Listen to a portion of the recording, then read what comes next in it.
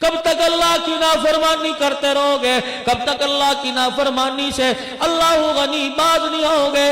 اللہ غنی، دنیا کو انتظار تھا آخری نبی کا، دنیا کو انتظار تھا. ثم جاءکم رسول، ایک نبی آنے والا ہے، آخر وہ وقت آ گیا، آنے سے پہلے انوارات کی بارشوں کا ظہور ہو گیا، برکات نے دنیا میں آ کے ڈیرے ڈال لیے، رحمتوں کا ظہور ہو گیا.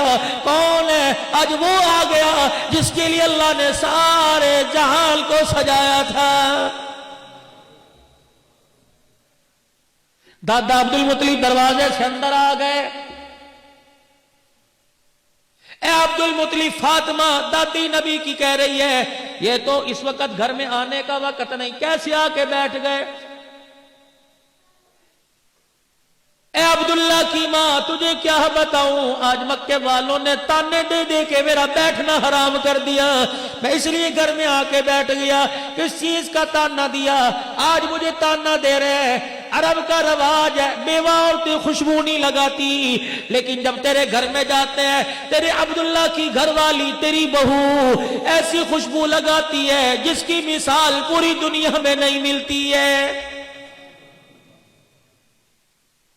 مینوں تے شرم آندی نو تو گل کر دیا، تو اگے ہو کے پوچھنا. ساس کو کہا، وہ کہنے لگی عبداللہ تجھے تو آج کہا، یہ جھگڑا تو 1 مہینے سے چل رہا ہے، عورتیں آ رہی ہیں جا رہی ہیں، تیرا آج دماغ کھایا. کہہ رہا تو روزانہ ہی آ کے کھاتی ہیں، سر پکڑ کے بیٹھ جاتی ہوں، کیا کروں؟ کہا پوچھ اس سے. کہا پچھلے ہفتے پوچھا تھا، توبہ توبہ کر لیا. میں نہیں پوچھتی. کہا کیا ہوا؟ پچھلے ہفتے گئی تھی اس کے پاس کھڑی ہوئی، میں نے کہا آمنہ. کہا جی امی.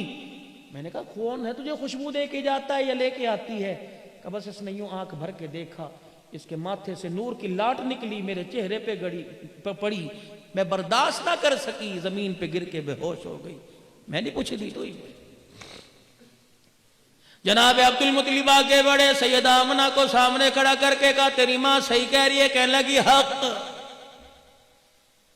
پھر آمنہ تو بتا یہ خوشبو کہاں سے آئی؟ سیدہ آمنہ کہنے لگی ابا جان تجھے کیا پتا یہ خوشبو کہاں سے آئی؟ جب تیرے پاس جواب کوئی نہیں تو میرے پاس بھی جواب کوئی نہیں. اتنے میں حضرت کی دادی جان آگے بڑھی، یوں دیوار سے مٹی کھرچنے لگ گئی، ہتھیلی پہ رکھ کے لائی. کہنے لگی تو کپڑوں سے خوشبو کی بات کرتا ہے، چنی دوپٹے سے خوشبو کی بات کرتا ہے.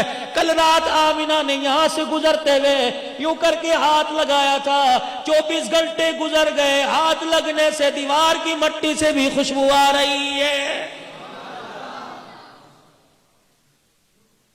سیدہ آمنہ چرپائی پہ سر پکڑ کے بیٹھ گئی، دادا بھی ساتھ بیٹھ گیا. آمنہ سمجھ نہیں آ رہی کیا بات ہے، میری بے قراری بڑھتی جا رہی ہے، بتا. سیدہ آمنہ دادے دادی کو، نبی کے دادے دادی کو مخاطب کر کے کہنے لگی اگلی بات کو مجھے جھلی نہ کہنا، اگلی بات کو مجھے دیوانی نہ کہنا، اگلی بات کو مجھے بے وقوف نہ کہنا. تو کپڑوں سے خوشبو کی بات کرتی ہے، تو دیوار کی مٹی سے خوشبو کی بات کرتی ہے.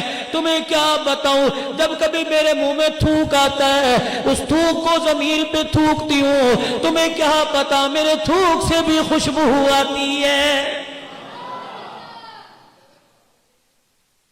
دادے کی آنکھوں سے آنسو نکلنے لگ گئے کہ معاملہ کچھ اور ہی ہے. آمنہ کہنے لگی اور بتا.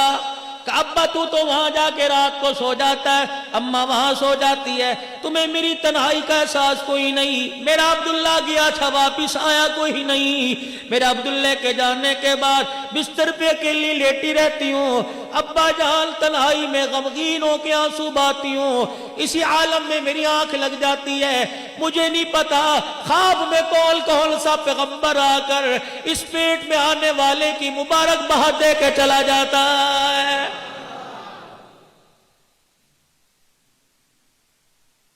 ابا جان میں جب کروٹ بدلتی ہوں اپنے سرانے روزانہ کسی نہ کسی عورت کو کھڑی دیکھتی ہوں، مجھے نہیں پتا وہ عورت کون ہے. میں آنکھ کھول کے دیکھتی ہوں وہ عورت میرے پر پنکھا جھل رہی ہوتی ہے.